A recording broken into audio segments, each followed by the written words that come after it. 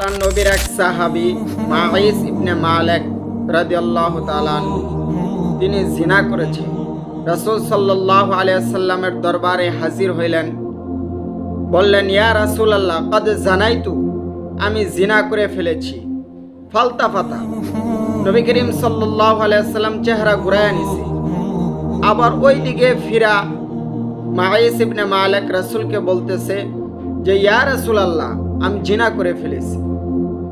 আল্লাহ রাসূল সাল্লাল্লাহু আলাইহি ওয়াসাল্লাম আবার চেহারা অন্যদিকে ফিরায় আনছে। ওই সাহাবী আবার ওই দিকে ফিরা নবী করিম সাল্লাল্লাহু আলাইহি ওয়াসাল্লামকে বলতেছে, ইয়া রাসূলুল্লাহ, আমি জিনা করে ফেলেছি। আমার উপর শরীয়তের হদ, শরীয়তের বিধান কায়েম করেন, আমাকে শাস্তি দেন, আমার আখিরাত পরিষ্কার করে দেন।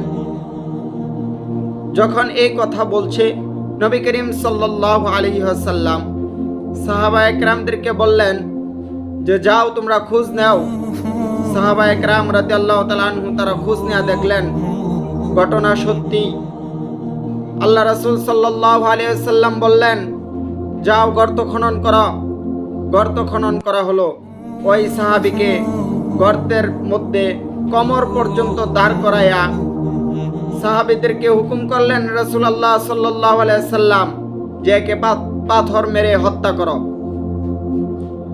যখন পাথর মারতে শুরু করলো, যখন পাথর নিক্ষেপ করতে শুরু করলো, তখন এক সাহাবীর গায়ে ওই পাথর লাগার পর রক্ত বের হইয়া ওই সাহাবীর গায়ে একটু রক্ত রাখছে। রক্ত লাগার পর ওই সাহাবী একটু বিরক্তি বোধ হয়েছে, একটু বিরক্তি মনে হয়েছে যে এক বদকারের রক্ত, এক নাফরমানের রক্ত, আমার গায়ে লাগলো। যখন এই কথা বলল,